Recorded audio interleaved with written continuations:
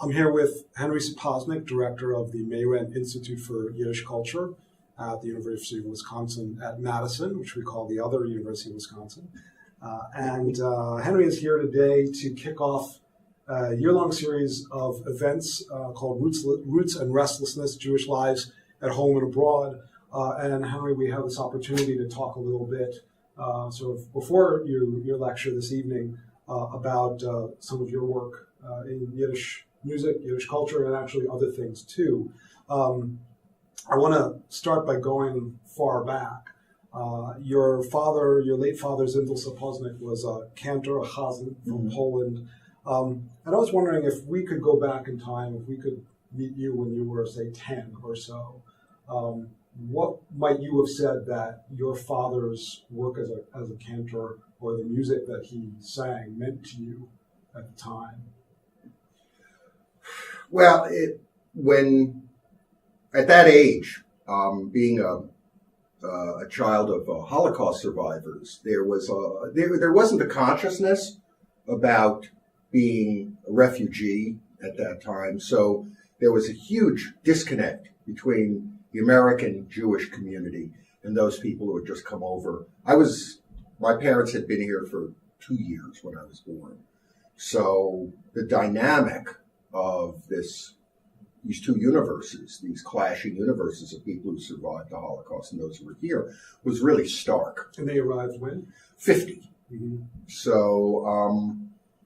So the values that my family and other people came over with were totally hewed by the European experience. There was really, had there not been a war, my family wouldn't have emigrated. That was not going to happen. So I think what happened is, growing up as a child of a cantor, because at that time, the golden age of cantorial music was petering out. This had changed. I guess had my father emigrated here in the 20s, in the 30s, perhaps he would have been the star that his talent would have allowed for him to be. But by the time he came here and into the 60s, that was no longer seen as a valid undertaking. So by extension, the process through which he grew up, because he was what was called a meshayra, an apprentice cantor as a child, and that's what I became, simply because that's what he did, not because this was now the process by which I would enter into this profession. It was as if my father had been a master buggy whip maker, and he was instructing me in the fine art of buggy whip making.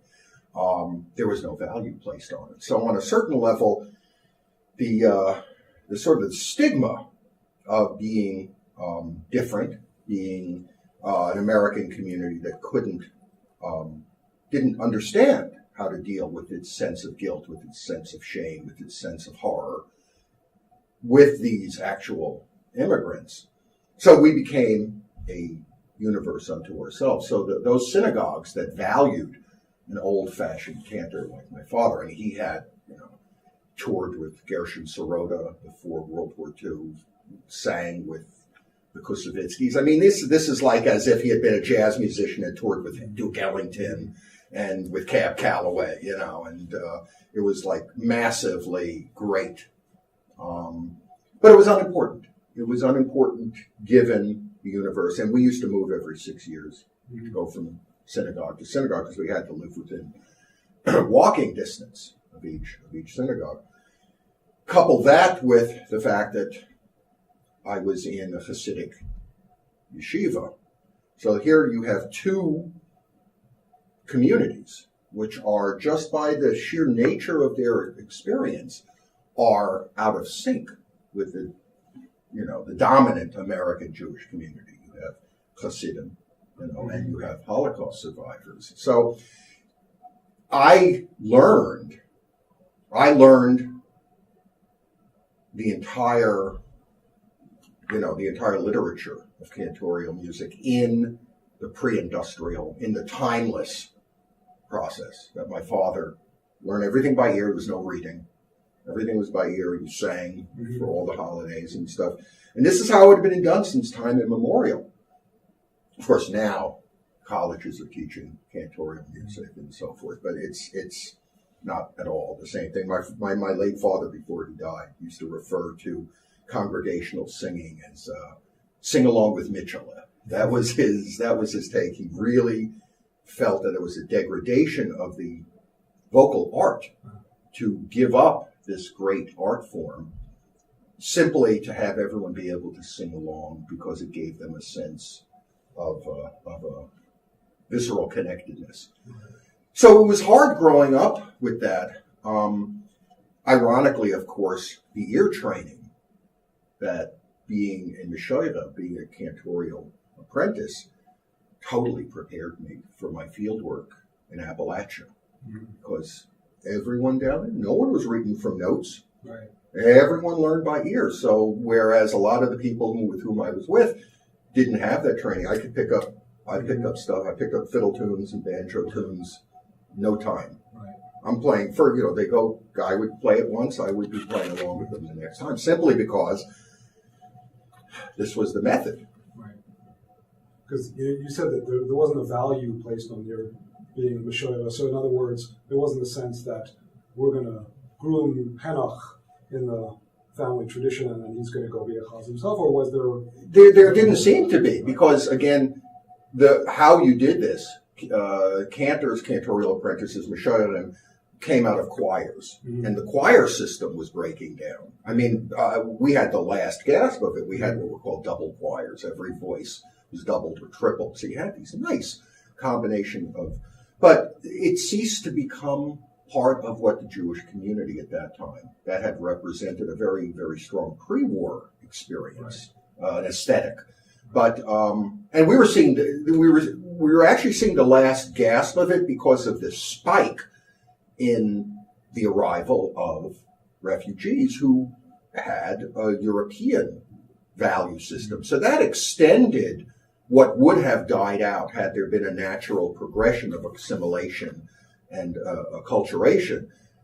That would have died out in the 50s. Instead, this peak of immigration, of survivors, allowed this to continue for another decade or 20 years. So, but it was inevitable that this was there weren't going to be, I mean, as much as I wanted to be, the country music equivalent of the jazz singer, instead of singing Mammy, I'd be singing, Blue Skies of Kentucky, it's just, but that didn't happen. Well, I was going to say the archetypal son of the cantor story, which gets replicated in all kinds of ways, is ad nauseum. And here you are in your life, son of a cantor, who, as you say, goes off to Appalachia, and obviously somewhat different trajectory from the Jack Robin going on to Broadway. Yeah. But you're drawn towards that kind of Americana, and that continues to be something that you're very active in. Do you find, are those very separate spheres when you're working on, let's say, we were just talking about, an anthology of banjo music or something else that's thought of as quintessentially Americana versus putting together, say, a collection of Yiddish music for the Mayrent collection, which you've done. That's 3-volume, 3-CD set of cantorial music and klezmer and theater music and things like that. Do those areas of activity speak to one another in some way, or is it sort of a part of your brain that you use for one and then you turn to the other in a very separate way? Well, no, they're in fact, I have to say that having come up, when I made this willful transition, when I just, got my yeshiva friends to start calling me Hank, and wanted to, my whole way of dealing with being perceived as an outsider, as being a son of refugees, of parents who spoke with an accent, my way of dealing with this, I am going to internalize a level of American culture and even Americans are totally ignorant of. I'm going to be more American culturally than any Americans. And this was, and again, the 1960s wasn't that hard because of the folk music environment. This was both top down and bottom up simultaneously. So it wasn't hard to feel that you could become a dynamic part of this vernacular form. The good thing is that at the moment of getting interested in this form of American music, it was inventing itself. The first volume, the first one-volume history of American country music had just been published in the 1960s. I was thrilled when I found I moved to Madison that the man who wrote the book that inspired me to get into the music, Bill Malone, is a Madison resident. And the very person who inspired me to become a musicologist is So so a lot of the tools, the historiography, discography of taking the received literature of recorded music and coming up with a systematic study of when it was recorded, who recorded it, what other versions of it. All of this stuff that was being applied in the study of American country music, Delta blues, all of this stuff that was happening, all of these tools, I was able to, when I came back to want to do Yiddish music, all of this skill set was at my behest. And I was the first person to willfully take a completely freestanding and totally dynamically functioning course of study of vernacular music and apply it to the study of Yiddish music. At the time that I got into Yiddish music, there was no interest in period sound recordings.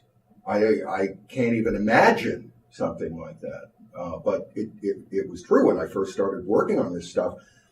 I was looked at, this is, well, humor him, he might get dangerous, So to me, it's not a disconnect. We were talking before. If you look at a recording ledger from any of the major record companies at the time, Columbia or Victor or Emerson or Edison, you look at what was being recorded. In the morning, they'd have a Ukrainian comedian. In the afternoon, a string band from North Carolina. In the late afternoon, a Yiddish, klezmer band. In the evening, classical.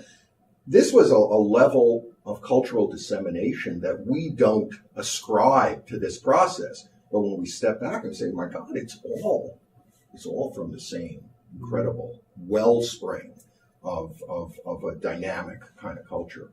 Right. So now you fast forward a few decades when you were starting that activity, and I used to come and see you in the Evo archives. Up in the servants' quarters. It was impressive. And so now you're director of the May-Rent Institute. Can you talk a bit about that collection? What's the nature of it, the scope of it? I think what's really, when I first started working at Evo, and this was, I showed up on their doorstep, 1980, 79, 80. They had collected, I can't say collected, they had allowed to accumulate period recordings. The same place you find old Yiddish books, under beds, in closets, in the basement. You will find old Yiddish recordings also. So when people donated stuff started accumulating. There was no interest in it because it was, I think, part of the problem with institutional endeavors is that they're text-driven on a certain level. And so literally text-driven, so it's about books. Anything, once you start going into the field of mass culture, once you start talking about recordings or films or broadcasting, you've crossed the Rubicon. And I think a lot of people were just not ready to make that leap that say, the printed page, that's where it's at. Gutenberg didn't invent a record player. He invented a printing press. And the study of popular culture had still not come into its own. So the idea that popular culture as a disposable, transient medium was seen as a debasement rather than an illumination of how people function. So the Evo collection was just records. Oh, I think I saw some records in that closet on the 4th floor. You have to look beyond the boxes there. Oh, yeah, there they are. That's not always so different with the text, but that's. But the point is, once you got that many closets, the difference, of course, is there was no record player. I would have to bring a turntable from home in order to play the records. Bring your own. That's right, BYOT. Bring your own turntable. So when I created the first discography of these recordings, I mean, it was just a discography. It makes it sound, it was just a list of records. And I was trying to figure out, how do we do the same thing for these Yiddish recordings? You know, from 20 feet away, you hold up a Yiddish 78 and you hold up a Hillbilly 78. You can't tell the difference. I mean, they look like the same record.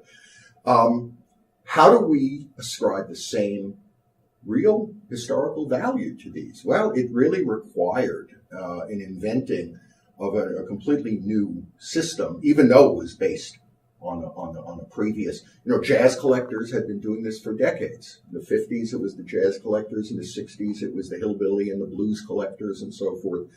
So the YIVO collection was an accumulation. And as such, my first job, I felt, was to call attention to the importance of the materials. So even before I started working there, I approached Moses Ash at the Folkways label.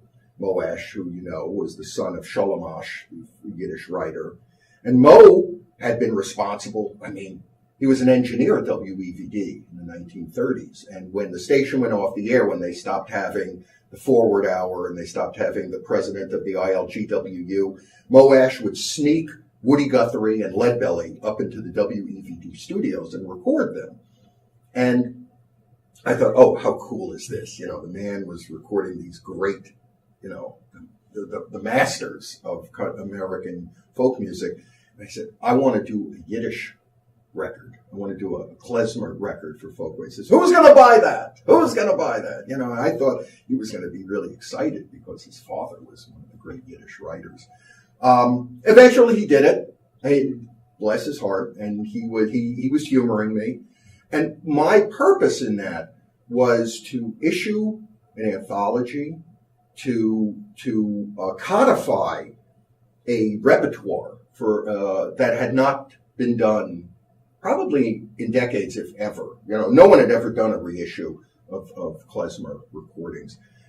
To me, that would call attention not only to the materials, but also to the Institute, to say we are making a claim for being the first library and archives to value these historic recordings and to give weight to their accomplishment, even though no one had done that before.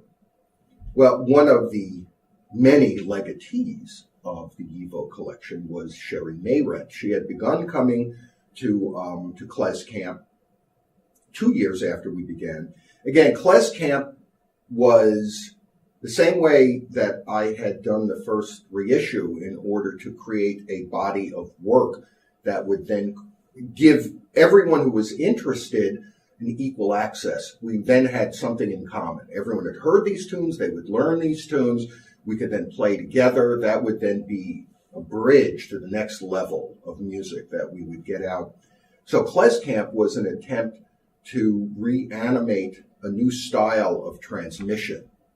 The old style, of course, the apprentice system, takes generations. You have to be lucky to be born into a music family, to be part of the transmission system. It was designed to be a hothouse, to accelerate the intergenerational transmission, older musicians to younger musicians.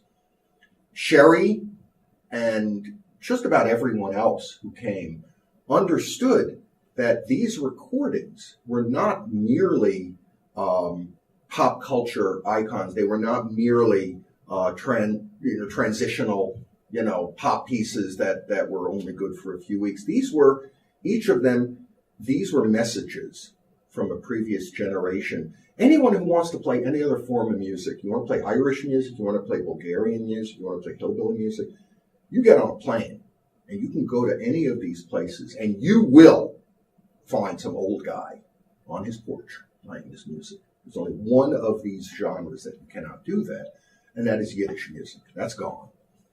world that created these people.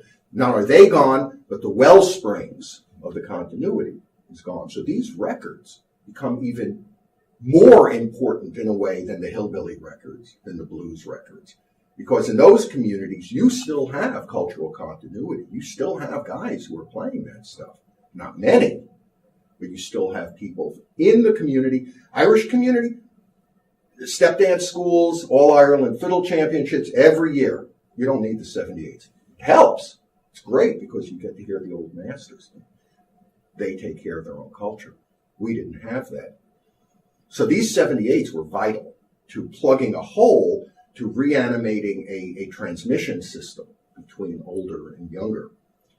The Mayrent collection, as opposed to the Evo collection, or pretty much any other Yiddish 78 collection, is that armed with a fully formed discography, which I was very, very fortunate that when I first started doing my work, I met this man, Dick Spotswood, who was one of the founders of the bluegrass movement, to introduce bluegrass music into urban settings and make it incredibly popular for a new generation. It really saved the music by taking it out of its southern context and introducing it to a new urban audience. New York City in the 1950s, everyone who played bluegrass was Jewish. It was huge. It was huge. And a lot of these people went on to be the gateway through which the music is now a major form of country music. And it's simply because people were not, like Dick Spotswood, were not satisfied to keep this a localized, rural tradition, that they knew there was a larger audience. He became interested in ethnic recordings, ethnic 78s. And to my great good luck, he hired me to work on the Jewish discography of his 8-volume Ethnic Music in America series. I mean, it was like winning the lottery and getting a MacArthur Award at the same time, because I got a chance to invent the timeline and all of the research for the study of this music. Armed with this discography, 800 pages long, listing 500 performers, thousands of records, 10,000 records, a visionary like Sherry Mayrent can look at this discography and treat it like a Sears Roebuck catalog. I'll take one of these, I'll take one of these, I'll take one of these. Suddenly a collection, as opposed to an accumulation, emerges. Suddenly you have a vision of what's out there, and you say, this is what I'm going to look for, this is what I'm going to collect. You create then a fully formed, incredibly visceral anthology of recordings.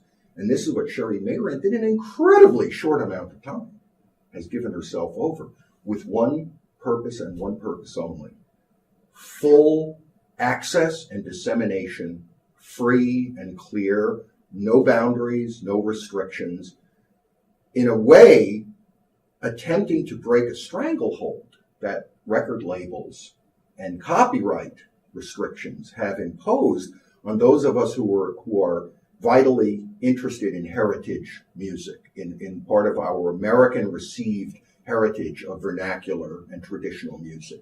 This is our birthright. We should not be cut off from it. I don't care what music we're talking about. This is our birthright. These recordings have ceased to be the property, and in some ways, of the original labels that paid for the artist. So Sherry Mayrent's vision to liberate this music, get it up on the web, put it out on anthologies, get the music out, teach people, it's thrilling.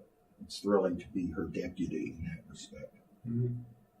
Yeah, it's thrilling as a layperson to listen to those things, because you have the sense of, obviously, what's the tip of the iceberg when you go through some of that. And you hear those things. Now, at the same time that she was putting that together, and that work has happened on the sort of historiographic, musicological side, there's a whole generation or two of musicians who have come up. You were a key figure in the so-called klezmer revival of several groups and individuals who were involved in also bringing that to the stage and bringing that to audiences. It's a very different scene now. What do you are there particular groups or individuals who you find are doing work that you find particularly interesting at the moment?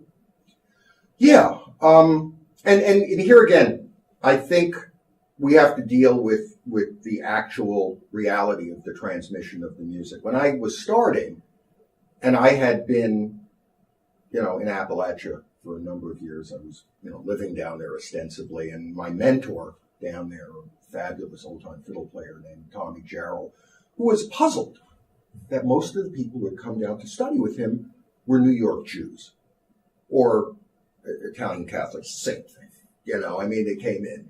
And he was puzzled. And he asked me, he said, Hank, don't your people got none of your own music? To him, he just assumed that if people were so intent on learning this music, then they had no culture of their own. His own kids didn't want to play his music. His grandchildren for sure didn't want to play his music. They wanted to play country western. His son wanted to play bluegrass. Tommy played old time. So here were these New York Jews coming down here, and they say, I'm going to sit at your feet. When I went back to New York in order to ask my own family, I said, do we have our own music? There were old timers playing the music. I just didn't recognize them. I used to see these guys. They played at my bar mitzvah. They played at everyone's bar mitzvah. They played at the hotels in the Catskills. I referred to these guys as round men playing square music.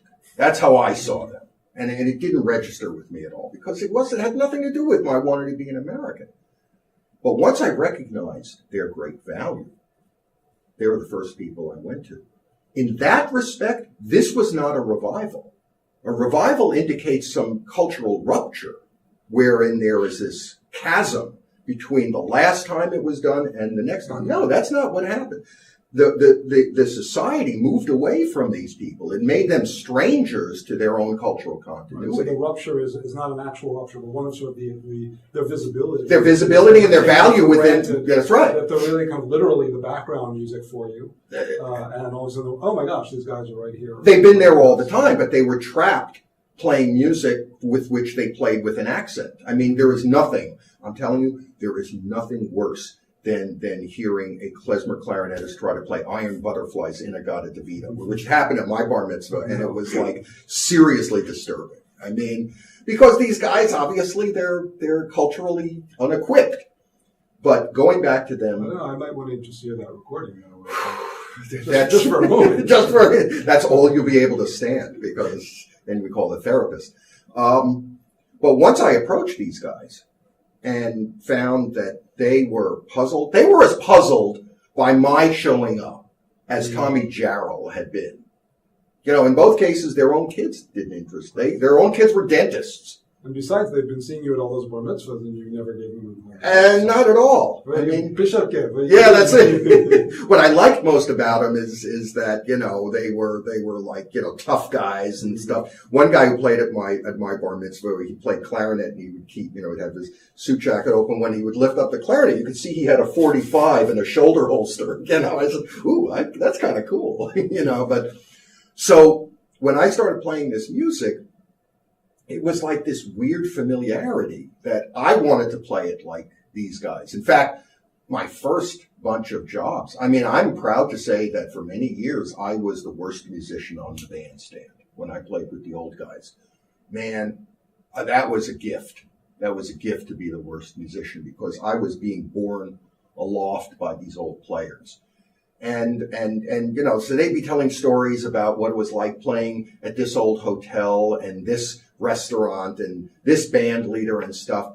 And you sit there and you just say, my God, what a throbbing, thrilling, real, deeply hued culture that these guys were part of.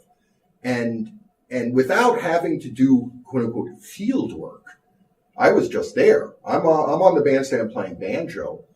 And it was like a gift. Every gig was a gift. And luckily I had met a guy who had been singing in my father's choir at his synagogue. He was a keyboard player named Pete Socolow. And he knew all these guys. These guys people had stopped calling them for weddings and bar mitzvahs because their playing was so hewed in a Jewish tonality that they disrupted the sound of American popular music, so no one was hiring them. But Pete said, hey, we're going to bring them in. And suddenly, these guys who had been shunted aside for exactly the reason of their having not moved forward with the music was exactly the reason that they became the major models for a new generation of young players who said, oh my God.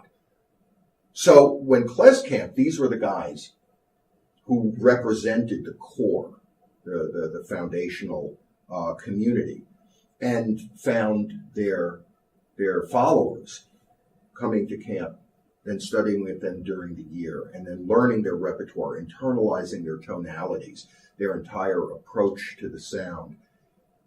It was a real serious reclamation of that was massive discontinuity up until that point. Kleskamp has been first and foremost about classic literacy within. I mean, the whole point is the model for that had been, there were lots and lots and lots of camps that teach traditional music, Irish, hillbilly, Balkan, and so forth. For the most part, they distinguished themselves by teaching vocal music, dance, and instrumental music, totally decontextualized. There's no folklore, there's no language, there's no history, there's nothing that frames why does this music work like this? Why does it sound like this? What does it mean in the greater culture? In an attempt to sort of like feed the interest of people to play this music, in an odd sort of way, they're feeding a new stereotype because they've reduced this culture to the happy elements rather than giving it a broader framework. I didn't want that at Kleskamp. I wanted people, if you were going to take a music class, you had to take a folklore class. If you were going to take a singing class, you had to take a Yiddish class. Somehow force people to internalize lessons which you would have learned as being part of a dynamic society that you would have learned just by being a member of the community, now had to be transmitted. Those people who came through the process, who internalized this stuff and have stayed, I think are among the greatest carriers. So, for example, a kid, his parents, he was 14 when he was coming. His parents used to drop him off at Kleskamp when he was 14. He was a clarinet player. They would drop him off. I'm not even sure that they slowed the car down. They would drop off at camp. We'll be back in 5 days for you. And he hung.